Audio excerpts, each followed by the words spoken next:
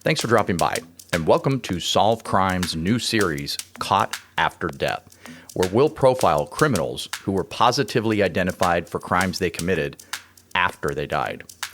In 2018, California law enforcement found incredible success sending DNA of an unknown murder and assault suspect to a public genealogy and genetics research website.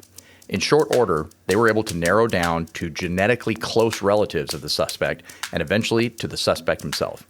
After surreptitiously gathering DNA from the man, it ended up being a match, and they arrested Joseph DeAngelo, also known as the Golden State Killer, for 12 murders and over 45 assaults. As you can imagine, this caused cold case detectives worldwide to jump into action, attempting to solve decades-old unsolved murders. Another recent success story is from the Cascade County Sheriff's Office in Montana. They may have just cracked the oldest cold case using reverse DNA or forensic genealogy just last month in June 2021, 65 years after the double homicide of two young kids in Great Falls, Montana. Cascade County Sheriff's Detective Sergeant Jon Kadner took over the case in 2012 and quickly got to know the ins and outs of the case that dated back to 1956, when a 16-year-old girl and her 18-year-old boyfriend were accosted and their lives taken. With the help of Bodie Technology, a Virginia-based company and the same firm that helped investigators nab the Golden State Killer in 2018, and some relatives willing to provide DNA samples, they were able to definitively confirm that Kenneth Gould was their killer. Gould, who lived roughly a mile from the female victim, had died in 2007. He quite literally got away with murder his entire life.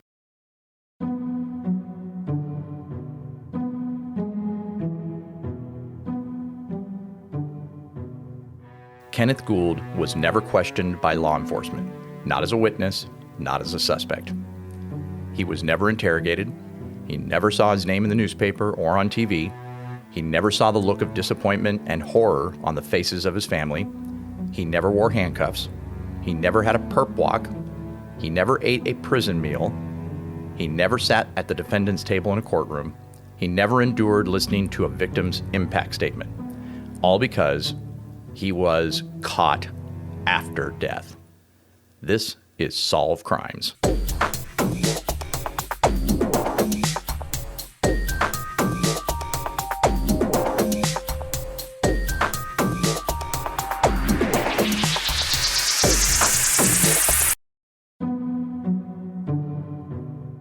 Incorporated in 1888, Great Falls, Montana was named after a series of 5 waterfalls located on the Missouri River north and east of the city.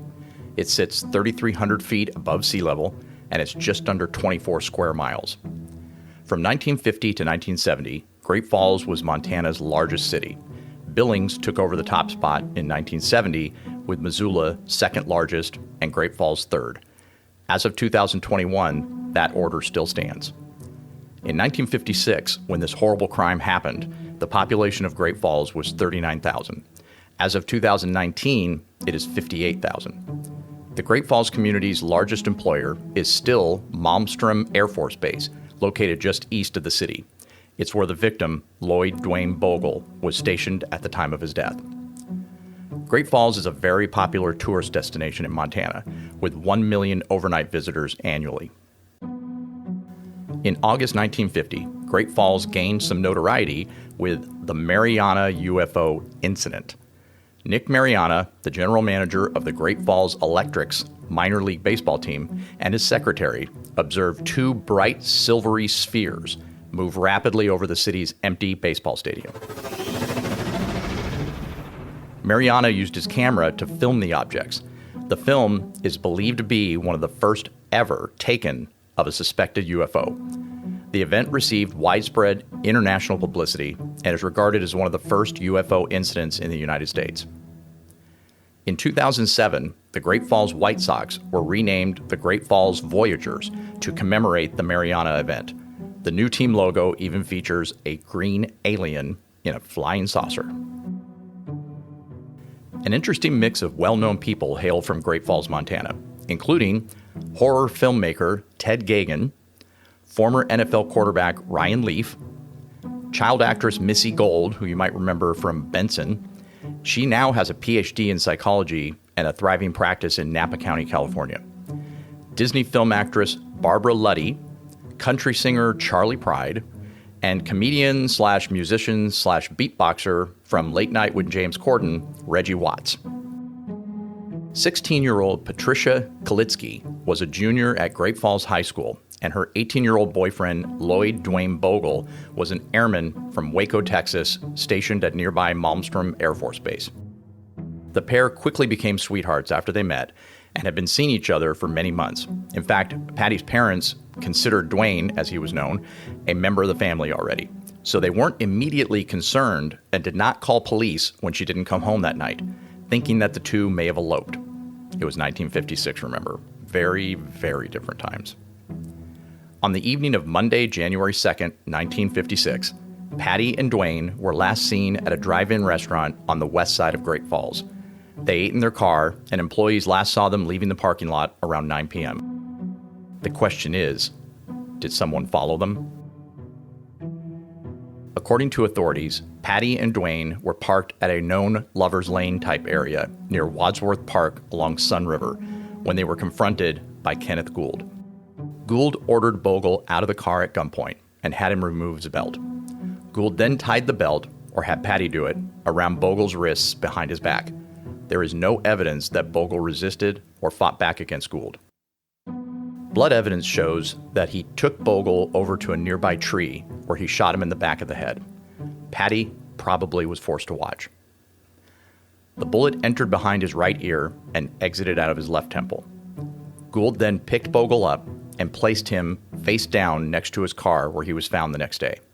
The coroner estimated that he was shot around 10 p.m. that night.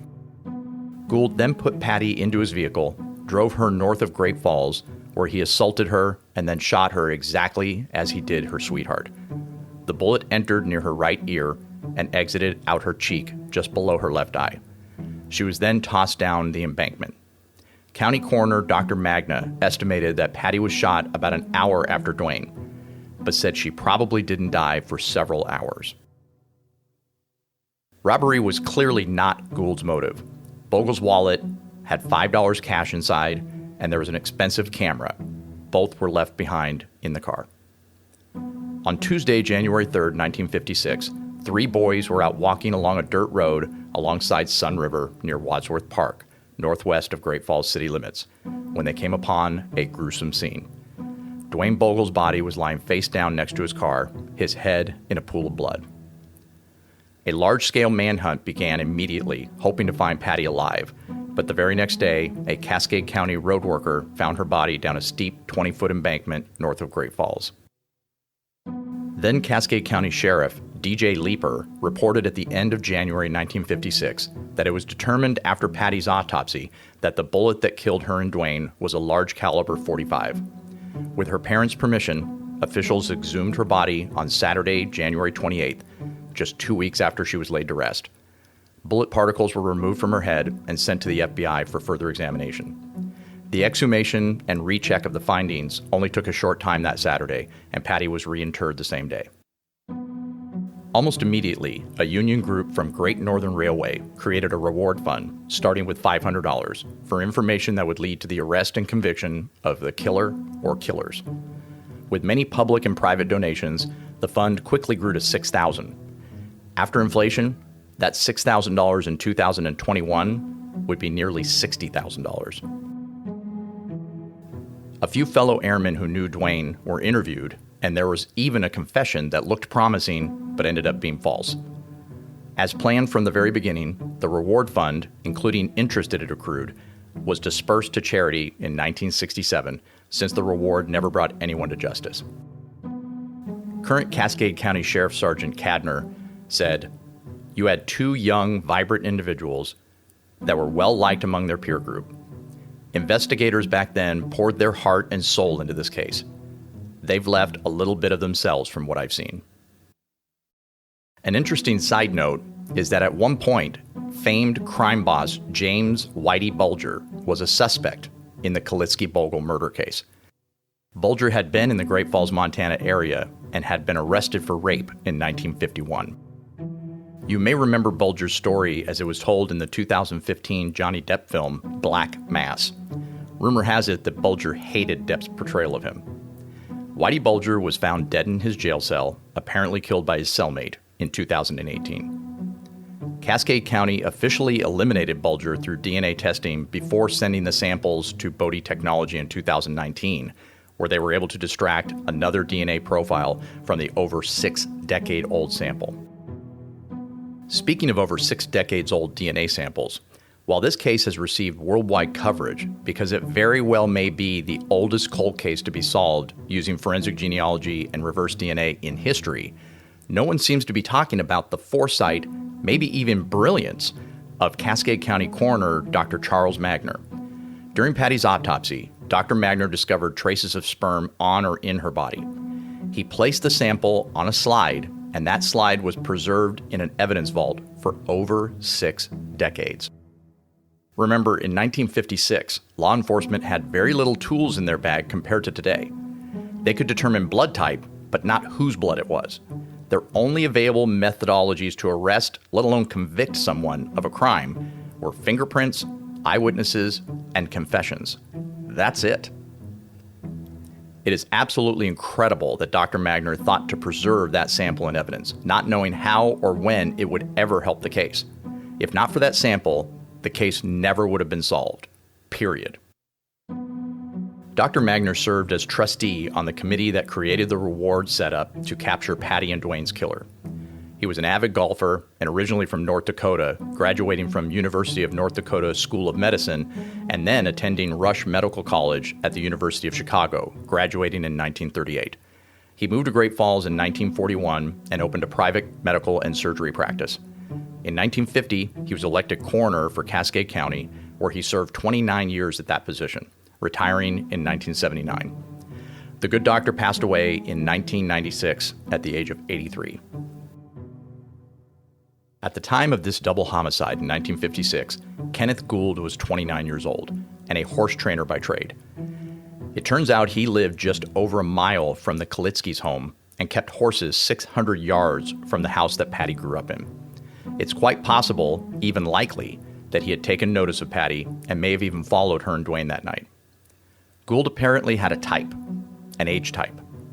He had married another 16-year-old girl in 1952, eventually having 5 children with her.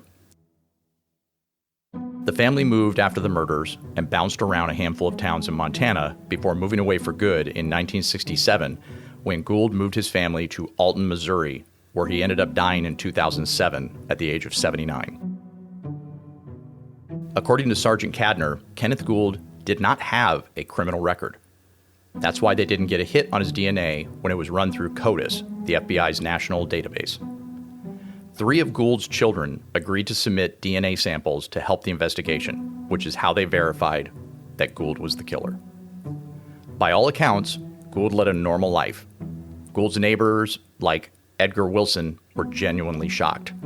I can't believe this stuff about Ken. I just plain do not believe it. He was an easygoing, soft-spoken. He didn't drink, he didn't raise Cain. I never heard him cuss in my life. Just a real good man. Gould's friends and family had zero idea that he was actually a cold-blooded killer. What do you think the odds are that these weren't Gould's only victims? Sergeant Kadner said that they are looking for other cases that Gould may be a suspect in. We did do a lot of research and looking to see if there was any unsolved or homicides in relation to where he was at certain times. We just were not able to find any. Thanks so much for listening to the Solve Crimes podcast. Be sure to watch the video version of this episode on our YouTube channel, Solve Crimes TV. There's a link in the description. Make sure you subscribe to our video channel for more episodes just like this one, as well as our ongoing series of unsolved crimes that we are always working on in between series like this. We really do appreciate you liking and sharing this episode and subscribing to our podcast. If you'd like to become a supporter, helping us spend as much time as we can solving actual crimes for families of victims, please click the link in the description. We appreciate it more than you know. Feel free to comment, ask questions, or provide information you have for us. Until next time, this is Solve Crimes.